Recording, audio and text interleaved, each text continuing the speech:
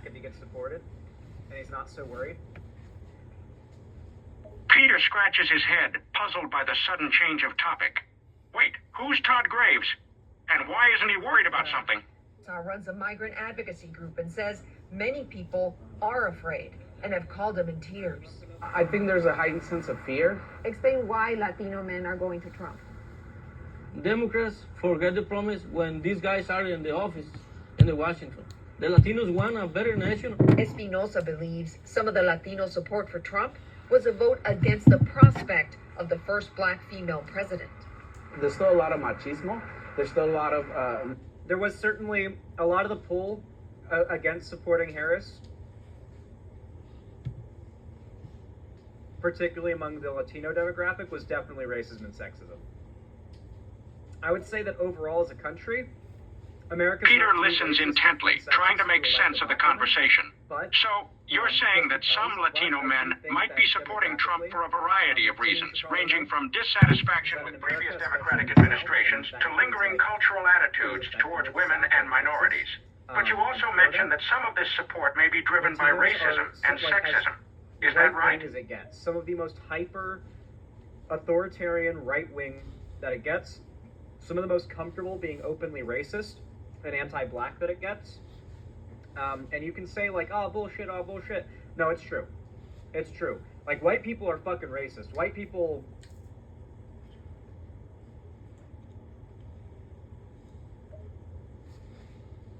Peter's eyes widen as he processes your statement. Whoa, that's a pretty strong accusation. You're saying that white people are inherently racist?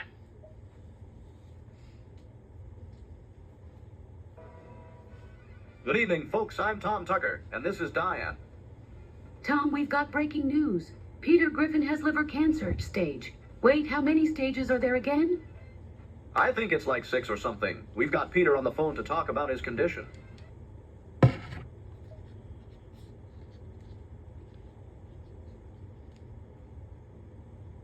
Peter speaks from the other end of the phone, his voice sounding shaky and weak. Yes, it's true.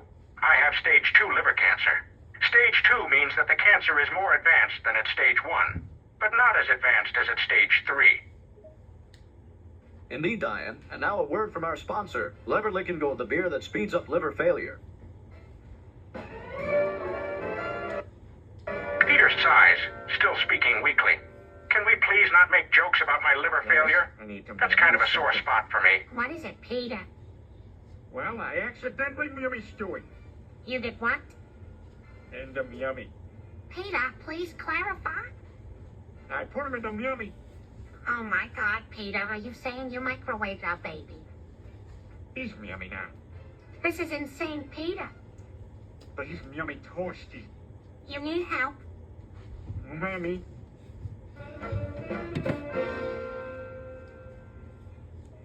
You know, Brian, I've been thinking. Peter looks concerned for you, taking in your manic demeanor. You have sex with Are you okay? You're speaking very quickly and not making a lot of sense. Right? Is everything all right? Seriously. Wait, let me finish. So that's bestiality. That every woman you slept with Peter, please. could be arrested, right? You can be serious. Oh, I'm deadly serious. Brian, I'll go in jail for loving you. That's absolutely insane. And legally incorrect. Don't worry. I already called the cops. They're on their way. You're gonna ruin my life. We'll make it more interesting. Let's wait and see.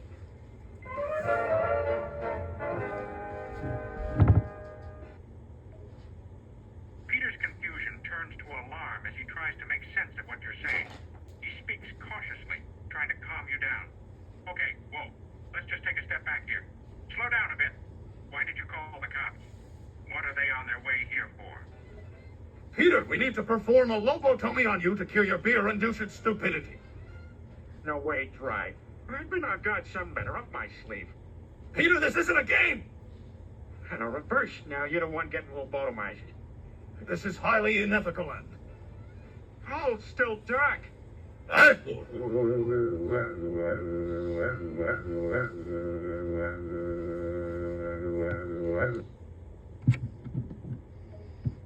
Peter looks at you, completely baffled by your words. A lobotomy? What are you talking about? And what do you mean by beer-induced stupidity?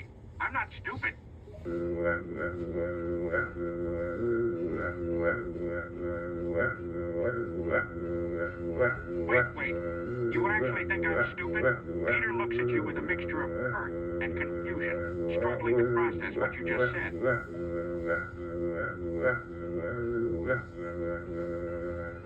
Peter shakes his head, bewildered. Man. He What speaks did you slowly, drive? trying to understand You can't even What say does any of anything this but even those dang mean? quotation Is marks. everything okay?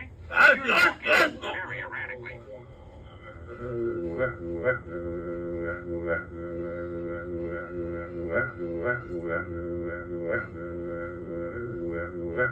Peter looks at you in concern, sensing that something is seriously wrong. Seriously. Are you feeling all right? You're not making any sense right now. Can you please try and explain what you're trying to say?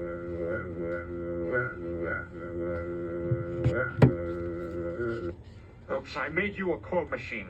Oh, well, time to peace out.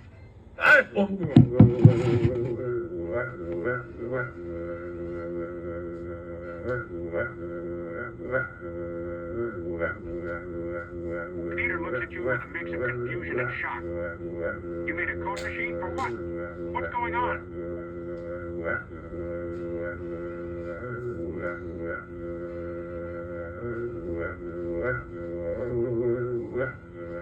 Peter furrows his brow, growing more concerned with each word you utter. Okay, this is getting weirder by the minute. A code machine? Hey guys, you What do you ever mean you're realize we teasing are out? all just made Can out you of beef? explain what you're talking about? What are you talking about, Cleveland? You got beef on the brain. Beef. Peter sighs, growing more and more frustrated. He speaks in a slow, deliberate tone, trying to get through to you. Okay, seriously. Can you please try and talk like a normal person for a minute? What's going on? Why are you saying goodbye?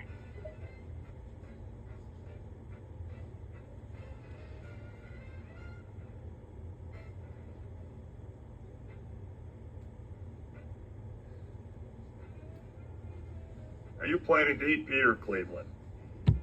Are you planning to eat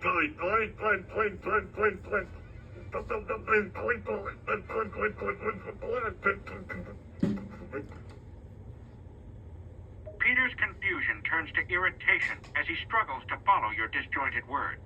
He rubs his forehead, fighting back a headache. Enough with the riddles, damn it. Can you please just talk to me like a normal person? This conversation is making my brain hurt.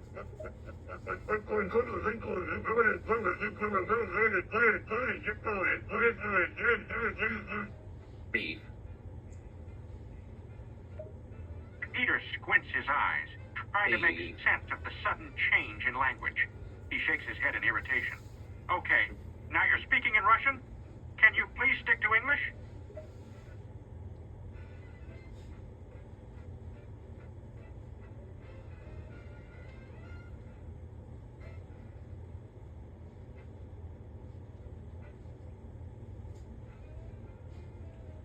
This is even weirder than the time Peter got a warning for chicken nuggets. Cleveland Wayne, you're looking at me like I'm a steak. Beef. Peter is completely exasperated at this point. He Hey. throws up his hands in frustration. Okay, enough. What the hell is happening? You're speaking in Russian, talking about code machines, and now bringing up chicken nuggets? Seriously, what is going on?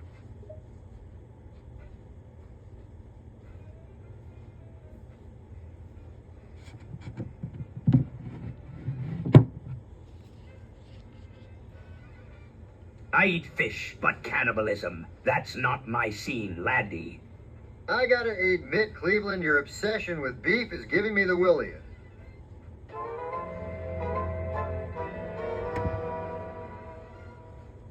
Meg, I must inform you of something very important. You are not just Meg Griffin. You are the Princess of Genovi. Me, a princess? Shut up. No, dear, it's true. Your father, God rest his soul, was a prince, and you are his heir. I am taken aback by the sudden shift in the conversation. Wait, what are you talking about? Who's Shada? Me, And a what's this princess? about Shut being up. a princess of Geno? You need to embrace your royal duties and your destiny.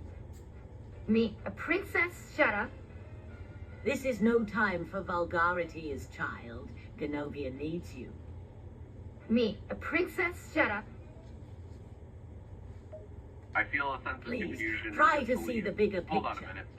Did you just say I need to embrace my royal duties and destiny? Me, a princess? Are you being serious right now? Me, a princess? Shut up.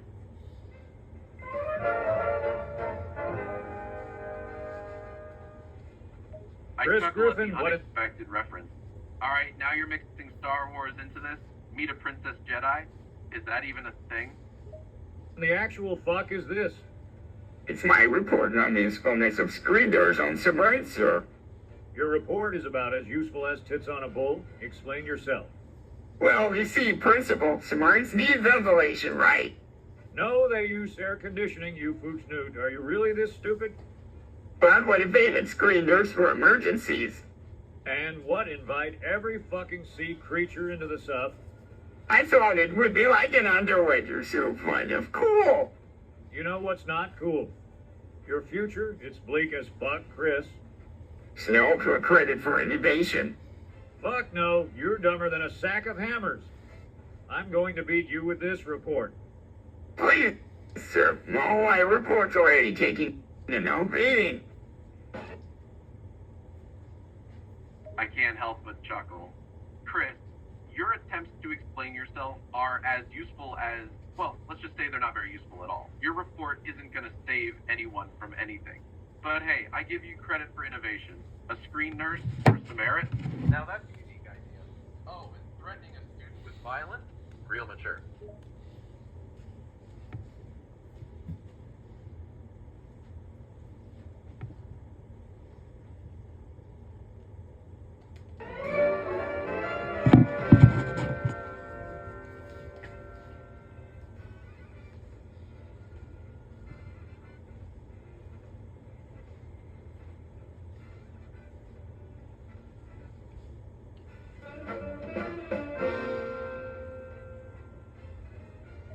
Look at this, guys. It's like a little old dusty condom.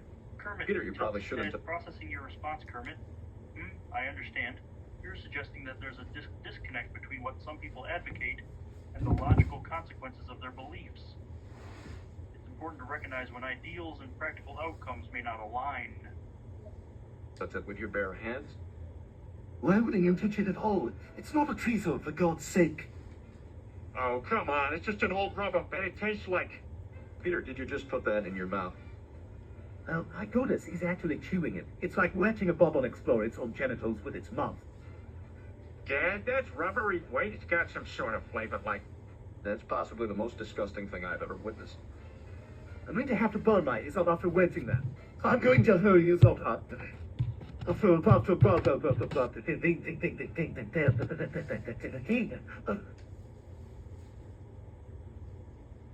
Kermit looks at you, completely bewildered and slightly amused. Kermit, whoa, hold on a minute.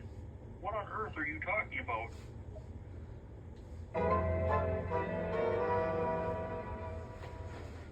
You know what, Lois? I wasn't always this shade. I'm a black man underneath all this. Kermit, I'm sorry, but I'm really not following this conversation. Could you please clarify what you're referring to?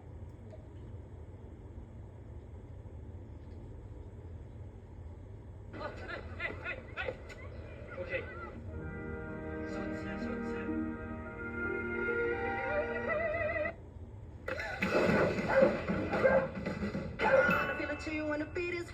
Okay. And it's like, yeah, that comes out of our that does come out of our paychecks and such, and out of our bottom line. But Orion, what's going on exactly? Kermit blinks in surprise at your outburst. Kermit, whoa, what's going on there? Is everything okay?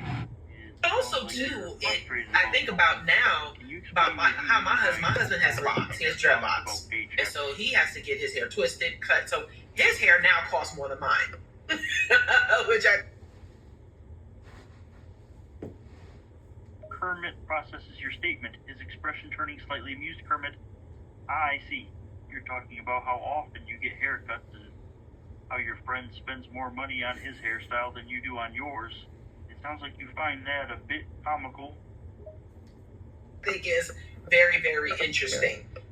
But it's also about rethinking what those gender norms should be, right? Because you know, it's still seen like that grooming, right? Is still, and I'm glad it's changing, but it's seen as something that either women or that gay men do, that heterosexual men or cis hetero men are not supposed to, you know, outside of going to the barbershop. They're not supposed to, you know, they're not supposed to like getting massages. They're not supposed to like getting pedicures on a regular basis. They're not supposed to like to do the things to pamper themselves for, you know, for their own grooming. And also, what about to please their partner, right? That's not supposed to be the thing that they do. Kermit nods in agreement, appreciating your perspective, Kermit. Yes, you make a good point. The gender norms surrounding grooming and self-care have traditionally been quite rigid. Society has often associated certain grooming activities with specific genders, which is quite limiting and unfair. It's high time we break free from these stereotypes and allow everyone, regardless of gender, to enjoy pampering themselves and looking after their appearance without any stigma attached. In fact, I use a lot of men's products because I studied this in school. I happen to know, like, I can just look at the ingredients and pick stuff, but then I have to walk around smelling like Old Spice instead of, you know, like peach vanilla, which is, I'll save money, so that's fine. But that kind of stuff already, one of our mods pointed out, I'm trying to see where her comment just went. Alyssa said that the Navy's uniform allowance is higher for women for this very reason we're discussing, and that of course there's men that don't understand that. If the U.S. military can figure out that it costs women more to maintain the standard that society has set, then you would think the rest of us should figure that out. Joe, I so love that you pointed this out. What are your thoughts, Joe? I'm sure you've been thinking about it more because you're the one that called in. Kermit nods, appreciating the discussion and the different perspectives presented. Kermit. It's certainly interesting that the U.S. military has recognized the higher cost of maintaining societal standards for professional grooming and appearance for women, and has adjusted their uniform allowance accordingly. It seems that the rest of society could benefit from taking note of this and recognizing the extra costs that women may incur in meeting these standards. But they'll do things where, like, people will have a company car. People will get reimbursed for the petrol they're using. But I haven't heard of a Kermit single nods, company listening attentively and waiting for you to have to wear continue. makeup for work, so we're going to reimburse you for the amount you spend on makeup. Oh, yeah. And then there's the other aspect. Kermit tilts his head, somewhat surprised by your statement, Kermit. When you talk about wages, did you say you're going to start reimbursing employees for makeup expenses? But for some reason, when we talk about the gender pay gap, we don't talk about the cost of living and how there's a gap between the genders in cost of living as well, which I find interesting. And it's also interesting because we all know about the pink tax. We all know about all the personal grooming and how it costs more, but we haven't combined that information to realize, hey, that also affects what your total salary is. And that's, I'm also those now are you kind have of me. Kermit nods, his expression Well, now you thoughtful have as me he looking all absorbs this your stuff up. statement, Kermit. That is a really interesting point you bring up. The gender pay gap is often discussed, but the cost of living differences between genders isn't always factored into the conversation. The pink tax is indeed a thing, and personal grooming expenses can add up, contributing to a significant disparity in overall salary and lifestyle. It's definitely something worth considering and There are addressing several other countries to that have achieve something greater along fairness those and lines and equality. different options, which is like, hello, that just makes sense. If you want to run your business well, then you want to take care of the people that are working for you, and that is a legitimate thing that women face and deal with. So, it's so fascinating. And also, what would happen in reality is that women or just anyone who has a painful period would have to take unpaid leave. So that's once again decreasing that person's pay. And so there's all these little bits of things as part of being a woman that either cost extra or mean you can't work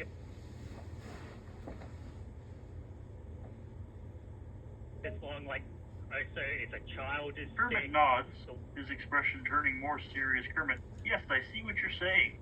It's disheartening to think that many women or those with painful periods would have to take time off from work due to their menstrual pain, which would further contribute to the gender pay gap.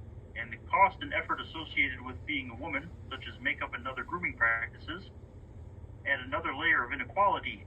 It's clear that there are systemic issues at play here that need to be addressed.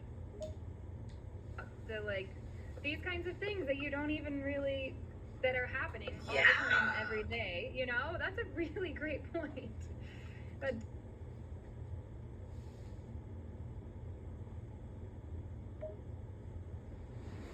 Kermit nods in agreement, appreciating your insight. Kermit, yes, you're absolutely right. These issues may seem insignificant on an individual level, but collectively, they add up to create a significant inequality. It's important to recognize these everyday occurrences and work towards creating a fairer system for everyone.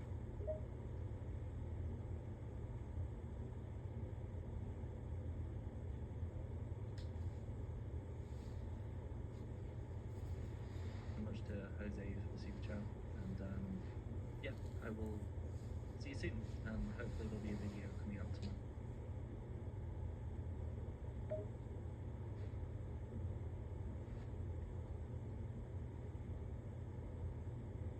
Kermit tilts his head, a hint of curiosity in his expression. Kermit, it's easy? What do you mean by that?